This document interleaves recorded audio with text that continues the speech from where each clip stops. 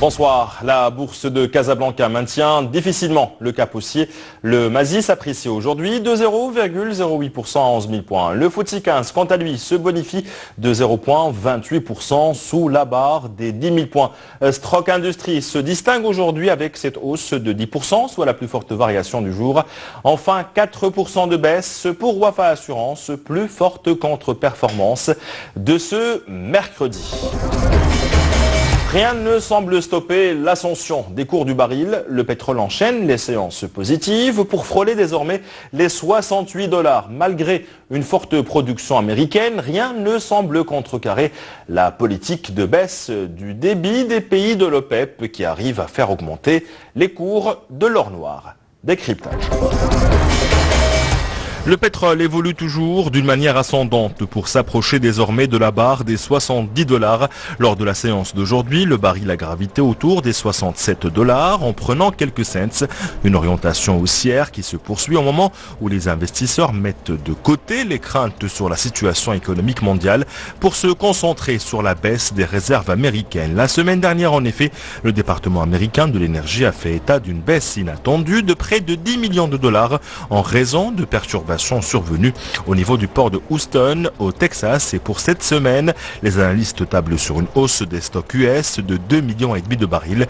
Une hausse qui reflèterait seulement un problème temporaire d'infrastructure et non pas un surplus de l'offre par rapport à la demande. Il faut savoir que malgré une production américaine record, les investisseurs prévoient encore un déficit de l'offre pétrolière mondiale.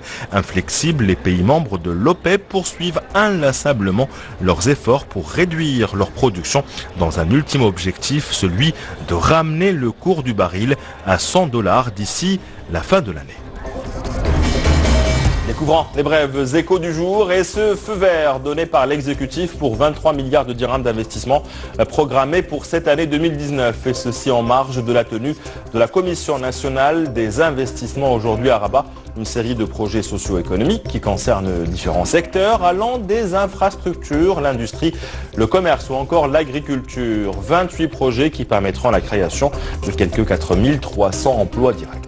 C'est un guide qui devra clarifier le régime fiscal de l'auto-entrepreneuriat, un document édité récemment par la Direction générale des impôts et qui définit le statut de l'auto-entrepreneur ainsi que les avantages fiscaux. Pour rappel, les auto-entrepreneurs sont exemptés de TVA et bénéficient d'une exonération de la taxe professionnelle pendant une période de 5 ans. En revanche, ils sont soumis à un impôt sur le revenu de 0,5% du chiffre d'affaires, ne dépassant pas les 500 000 dirhams. Aujourd'hui, le Maroc est le premier client et partenaire de la Banque africaine de développement, des relations qui se renforcent au fil des années avec des engagements financiers de la BAD au Maroc de plus de 10 milliards de dollars d'investissement et ceci depuis 1970. Un bel exemple de partenariat pour le développement selon le président de la Banque panafricaine qui souhaite désormais partager avec le continent cette expérience. Les brèves économiques africaines et dans un continent en mouvement, le Maroc est l'une des économies les plus attractives pour les investissements dirigés vers l'Afrique. Un constat dressé par le cabinet de conseil d'audit de l'Ouat dans une étude présentée récemment à Kigali, au Rwanda, le royaume qui a réussi à s'ériger en un hub économique régional et continental grâce aux importants investissements des opérateurs économiques rouges et verts dans les 4 coins du continent. Aujourd'hui, l'Afrique est devenue une pépinière de start-up des jeunes pousses qui ont réussi à lever en 2018 plus d'1,16 milliard de dollars, un chiffre qui témoigne ainsi de l'intérêt grandissant accordé par les investisseurs au continent africain. 146 start-up ont profité de cette manne grâce à près de 70 levées de fonds, soit des investissements en hausse de 108% par rapport à 2017.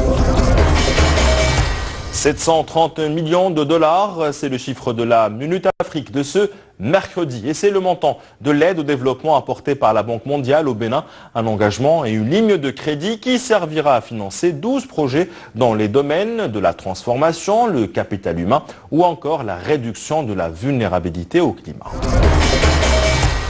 Quelques mois après le déclenchement de l'affaire Carlos Ghosn, Renault veut aller désormais de l'avant dans son alliance avec Nissan. Le constructeur français aurait désormais l'intention de reprendre les discussions sur une éventuelle fusion avec le constructeur japonais dans un délai de 12 mois. Des négociations qui doivent trouver un scénario de rééquilibrage des parts ou de fusion contentant à la fois la partie nippone mais aussi supportant la domination de la partie française. Des tractations qui devront également se pencher sur un élargissement de l'alliance avec le groupe Fiat Chrysler. À demain.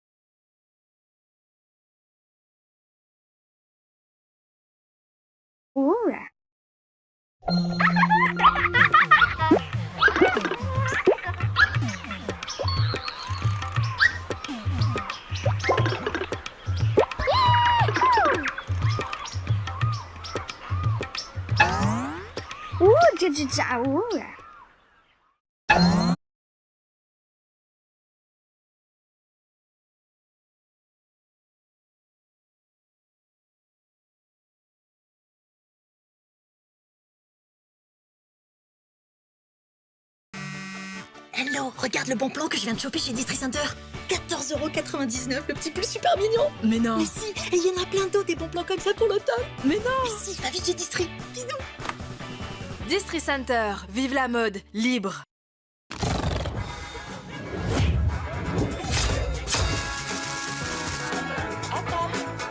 C'est ça, un vendredi Farita Party. Hall d'El Paso, faites du bruit. Je m'appelle Ludovic Franséché, j'utilise TikTok pour sensibiliser les gens à nettoyer la planète.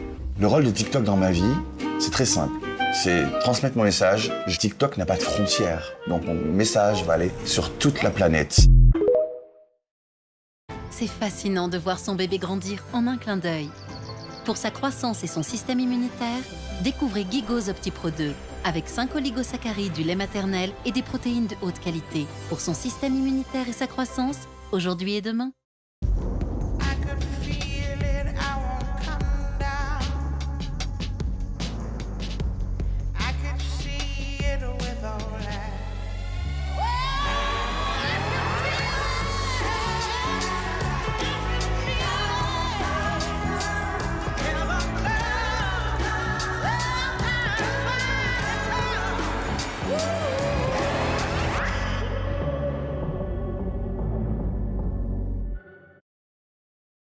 Donc la façade qui donne...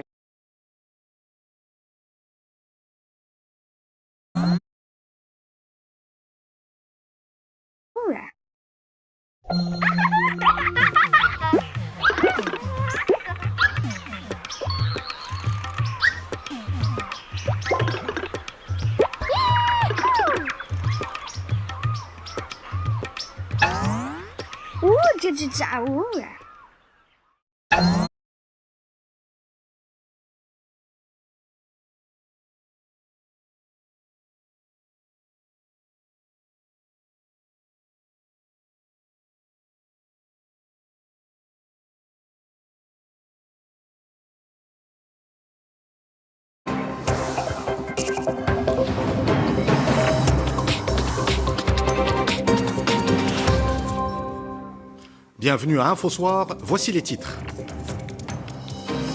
La presse nationale réagit au discours royal adressé au Parlement. Les médias soulignent que la relance économique est placée par le souverain en tête des priorités actuelles. Parmi les leviers de cette relance, la création d'un fonds d'investissement doté de 15 milliards de dirhams. Le Maroc célèbre la journée nationale de la femme. L'amélioration des conditions de vie des femmes du monde rural figure parmi les priorités. Cela passe notamment par le développement des coopératives, exemple dans cette édition dans la région de Rachidia. Pour freiner la propagation du coronavirus, les opérations de sensibilisation se poursuivent. Dans la région de Marrakech, une association a distribué des masques dans la vallée de l'Ourika. L'opération a également permis de remettre des denrées alimentaires et des fournitures scolaires à des familles démunies. Poète et écrivain Mouad Moutawakkil s'essaye désormais au théâtre. Après les poèmes et les nouvelles, il vient d'écrire une pièce intitulée « Les Trois Fresques ». Nos équipes ont rencontré l'auteur dans la ville de Fès, à découvrir à la fin de ce journal. Madame, Monsieur, bonsoir. La relance économique était au cœur du discours adressé par Sa Majesté le Roi Mohammed VI au Parlement à l'occasion de la nouvelle année législative. La presse nationale souligne que la relance est placée par le souverain en tête des priorités actuelles, notamment avec la création d'un fonds d'investissement doté de 15 milliards de dirhams. Revue de presse avec Wadi Adada. Relance économique, c'est le mot d'ordre dans les colonnes électroniques de la presse nationale. Le Matin reprend la citation du souverain en titre et rappelle que ce plan est destiné à soutenir notamment les petites et moyennes entreprises. Même son de cloche sur le site de Libération qui fait écho à la nécessité de consolider la capacité à investir, à créer des emplois et à préserver les sources de revenus. Tel quel et Challenge en font de même en mettant l'accent sur ce plan de relance qui succède aux prêts garantis par l'État qui ont bénéficié à plus de 20 000 entreprises marocaines. Pour leur part, l'économiste et Finance News se penche sur le fonds Mohammed VI pour l'investissement qui sera doté d'un montant de 15 milliards de dirhams provenant du budget de l'État et qui va investir dans des véhicules spécialisés pour soutenir la restructuration du secteur industriel. Dans ce contexte, Maroc Diplomatique salue l'importance accordée par le souverain dans son discours d'hier à un secteur agricole qui a démontré sa résilience durant cette double crise liée au coronavirus ainsi qu'au déficit pluviométrique. Autre point essentiel du discours royal, celui repris par la Nouvelle Tribune au sujet de l'appel lancé par Sa Majesté le Roi pour une refonte totale de la structure des entreprises publiques. Les Échos précisent en ce sens que cela a pour vocation d'inciter les compétences nationales à intégrer la fonction publique et à la rendre in fine plus attractive, comme l'exige Sa Majesté Mohammed VI. Enfin, pour l'opinion, le souverain appelle le Parlement à se hisser au niveau des défis actuels, autant d'enjeux mis en relief par Aujourd'hui le Maroc, qui retrace les grandes lignes de la feuille de route royale placée sous le signe de la protection sociale, de la bonne gouvernance et de la relance économique. De son côté, la Confédération générale des entreprises du Maroc salue la teneur du discours royal. Pour la CGEM, le discours adressé par le souverain détermine les leviers du développement économique et social du royaume. Je vous propose d'écouter Mehdi Tazi, vice-président général de la CGEM. Sa Majesté a commencé d'abord par souligner la nécessité de supporter le secteur de la santé. C'est un sujet qui est très important, parce que ce sont eux qui sont face à cette crise sanitaire aujourd'hui. Ensuite, 4 grands axes selon notre compréhension. D'abord, le plan de relance économique pour lequel Sa Majesté a donné certains détails. Et c'est un plan qui aujourd'hui sera abondé par l'État à hauteur de 15 milliards de dirhams. D'autres investisseurs viendront également le compléter. Et là, il sera là pour financer des grands projets d'infrastructure, pour supporter les industries et notamment les industries innovantes et également pour supporter les PME. Et puis enfin, Sa Majesté le Roi a également souligné l'importance d'une bonne gouvernance pour accompagner l'ensemble de ces projets et l'importance d'une reddition des comptes. Donc voilà notre compréhension de ce discours qui nous semble extrêmement important, en particulier devant les 2 chambres du Parlement qui vont devoir, par la voie législative, mettre en œuvre l'ensemble de ces textes. Pour en parler, nous recevons Mariam Sharkawi, professeure d'économie à l'université Ibn Tufayl à Kenitra. Mariam Sharkawi, bonsoir. Merci d'avoir répondu à notre invitation. Dans ce contexte de pandémie aux nombreuses conséquences économiques et sociales, que faut-il entendre par relance économique ? Alors, avant de définir la relance économique, il faut rappeler brièvement son contexte, c'est-à-dire on vient de passer et on est encore dans une crise sanitaire sans précédent avec des répercussions économiques très graves. S'ajoute à cela le modèle de développement que le Maroc était en train de peaufiner suite à l'ancien modèle de développement qui était arrivé à saturation. Et donc cette relance économique, généralement, elle a pour objectif, c'est une politique économique qui a pour objectif de stimuler la croissance économique, donc en termes de points de PIB, grâce généralement à 3 mesures phares. Premièrement, l'augmentation des dépenses budgétaires. Deuxièmement, des mesures d'assouplissement fiscal.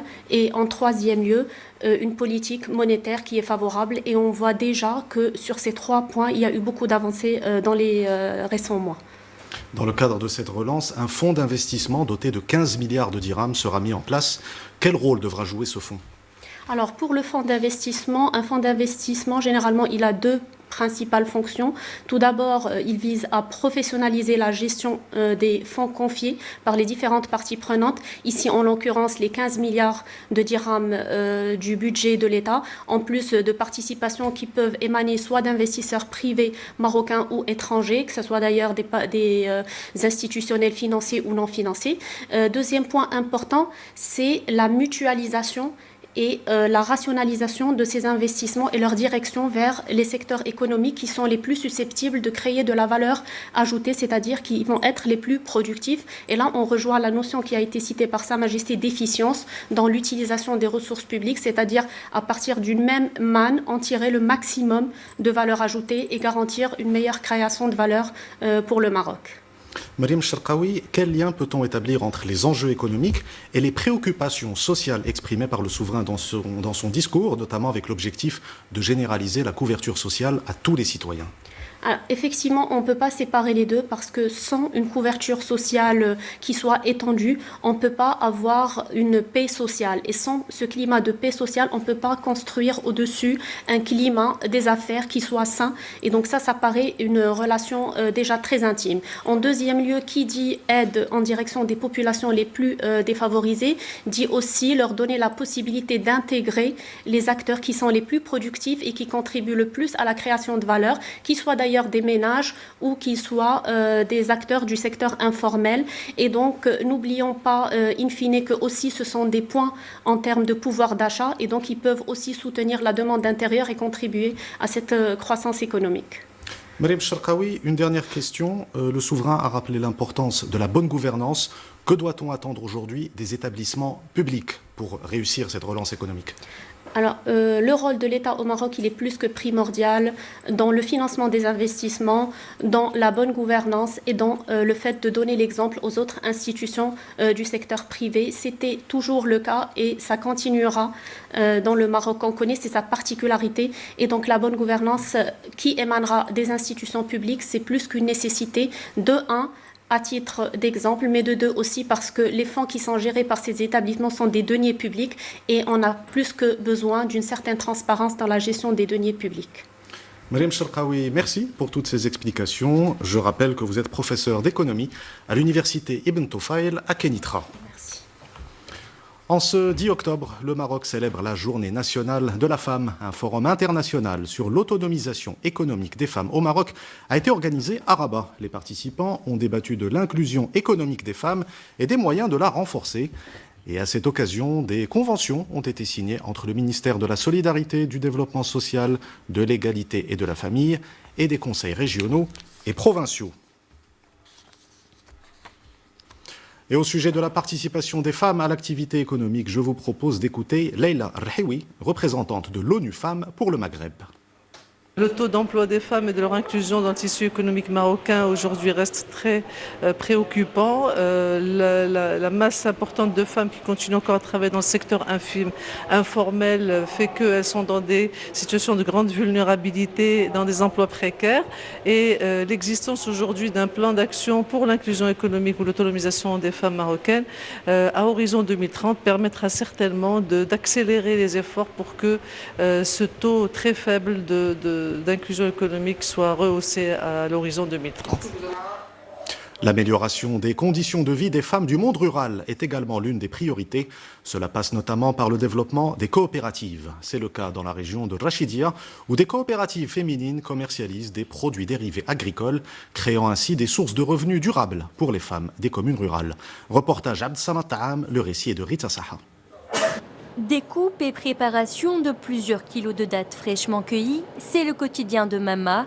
Tout comme ses 5 autres collègues, cette femme originaire de la région d'Erachidia a commencé à travailler il y a quelques années au sein de la coopérative Zreguet, créée grâce à l'aide de l'INDH, ce qui lui permet de subvenir aux besoins de ses proches.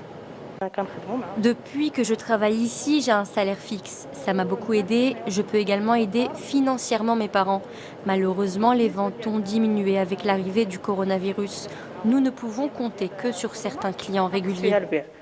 Malgré la qualité de ces produits, avec la propagation de l'épidémie, la baisse des ventes était inéluctable. Pourtant, ces femmes issues du monde rural ne baissent pas les bras et profitent même de cette saison consacrée à la cueillette pour diversifier leur production. Ce type de projet ne peut connaître que le succès car la femme rurale fait ce travail avec son cœur. Elle considère même la coopérative comme sa seconde maison.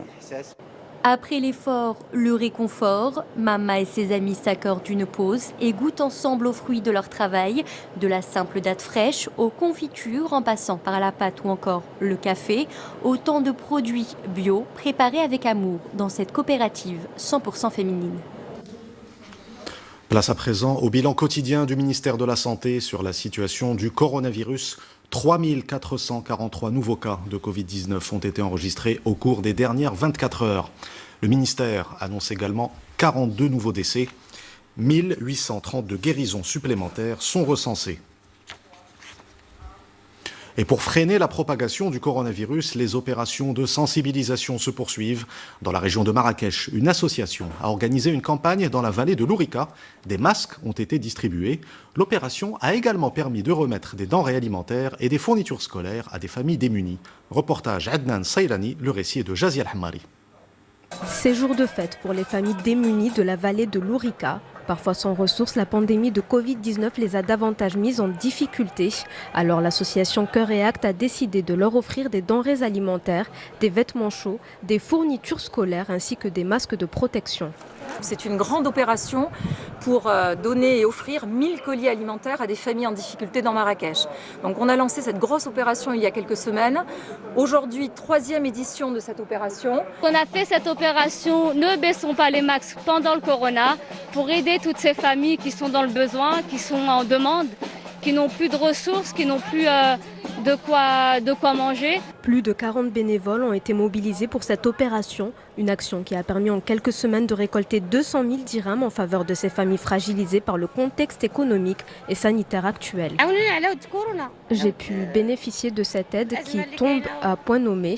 Depuis le début de la pandémie, les temps sont durs. Nous remercions infiniment cette association. On nous a remis des produits de première nécessité, des bavettes et des cartables pour les enfants. Au total, 500 colis ont été distribués ce matin à Ourika, la preuve que même en temps de crise, la solidarité reste de mise. L'actualité à l'étranger marquée par le cessez-le-feu annoncé aujourd'hui entre l'Azerbaïdjan et l'Arménie. Une trêve pourtant fragile puisque les deux pays s'accusent déjà de violation mutuelle de l'accord de cessez-le-feu. Tour d'horizon de l'actualité internationale avec Mamadou Dieye.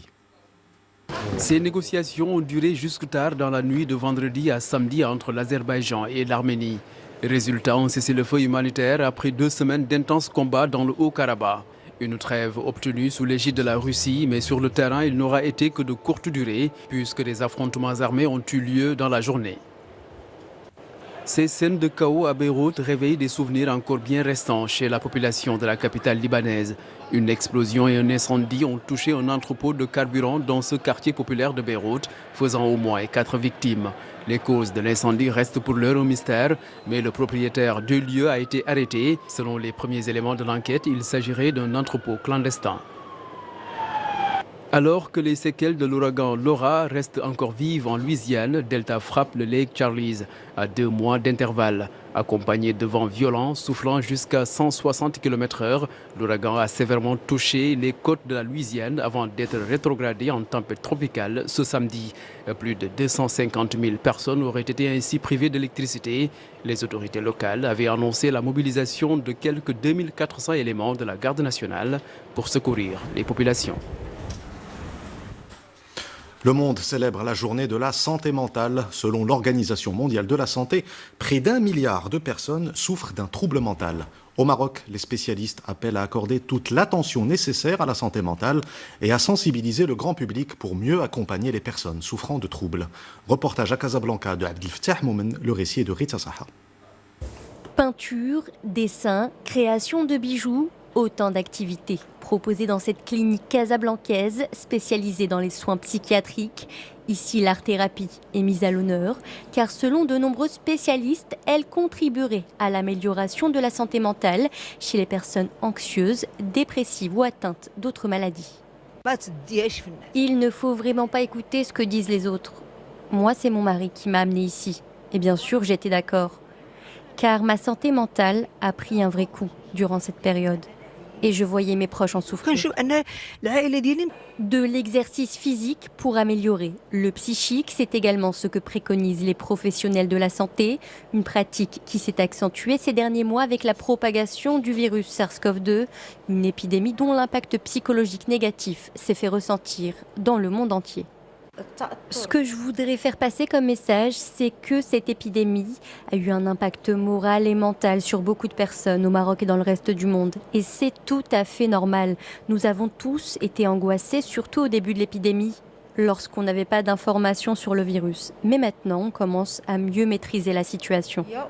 Selon une étude de la Ligue marocaine des droits de l'homme, près de la moitié des Marocains souffriraient de maladies mentales, des troubles souvent considérés comme tabous dans la société. Pourtant, certains traitements sont à portée de main. L'aide des personnes les plus proches est primordiale pour sortir de la crise et retrouver une santé de fer, même en pleine pandémie.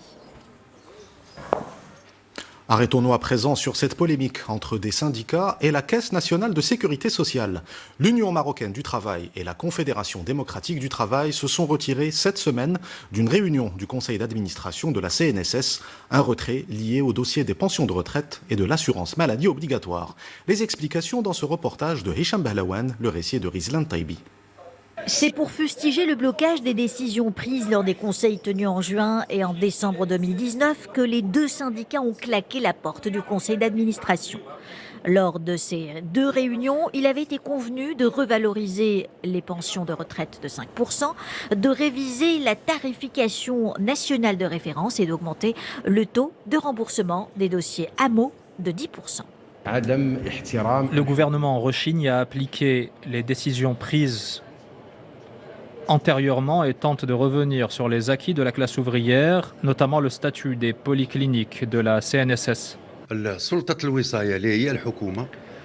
L'autorité tutélaire qui est le gouvernement ne respecte pas les décisions souveraines du conseil d'administration qui avait décidé l'année dernière de revoir à la hausse les pensions de retraite restées inchangées depuis janvier 2014.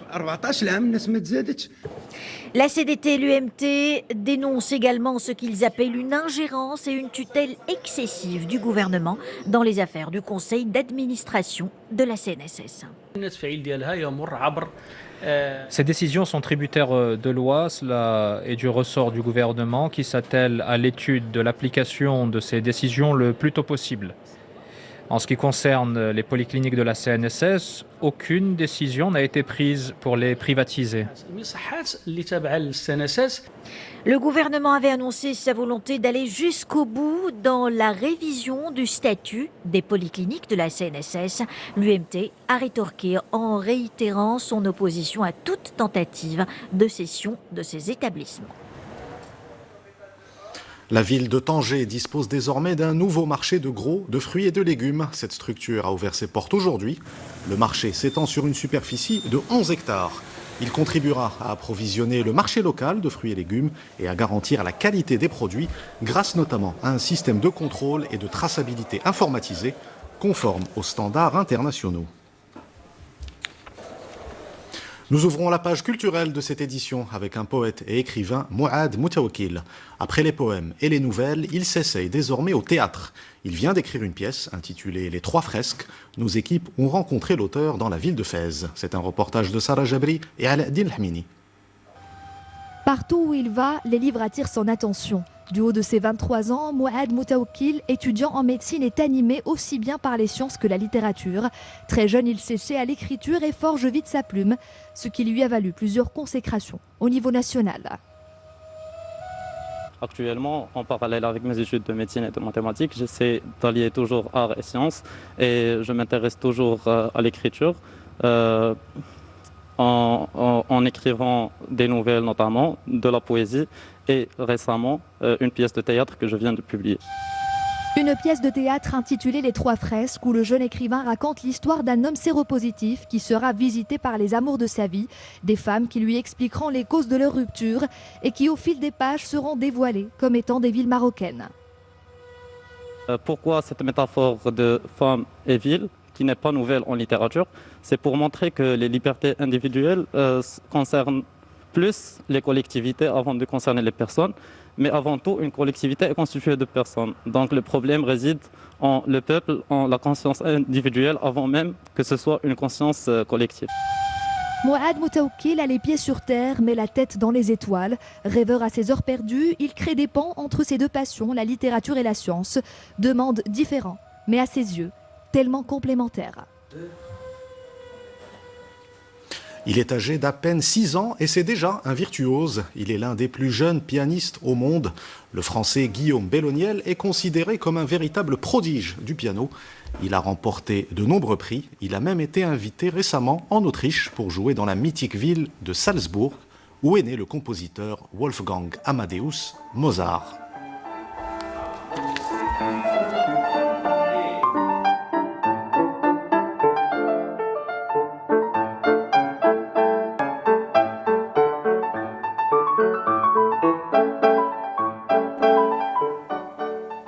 Avant de nous quitter, je vous rappelle l'une des principales informations de cette édition. Le ministère de la Santé a présenté son bilan quotidien sur la situation du coronavirus.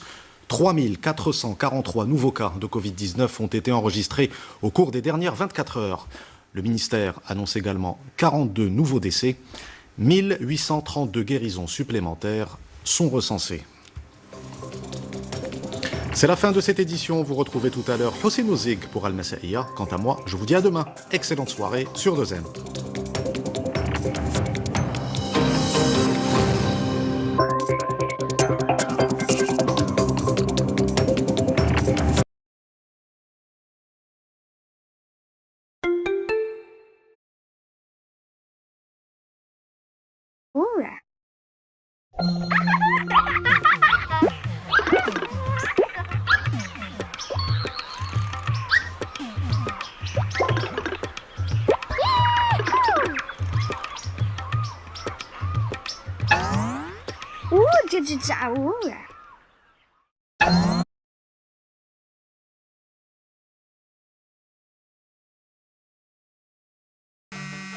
Hello, regarde le bon plan que je viens de choper chez Distri Center.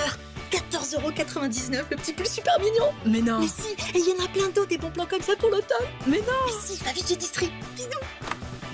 Distri Center, vive la mode, libre.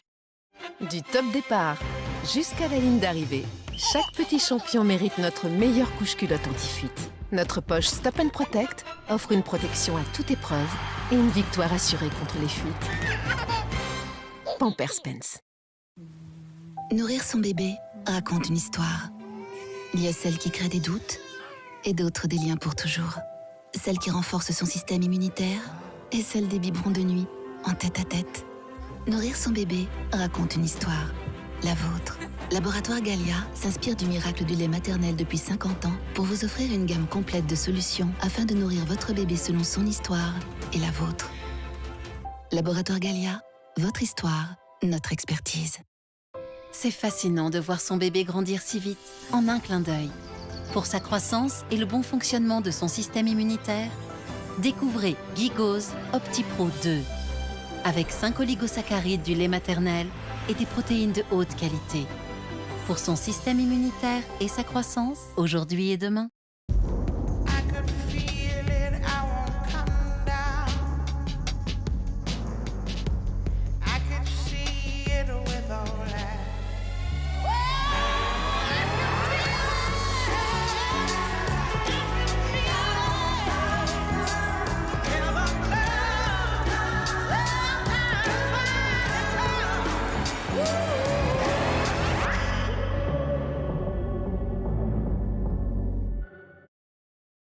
On se départage.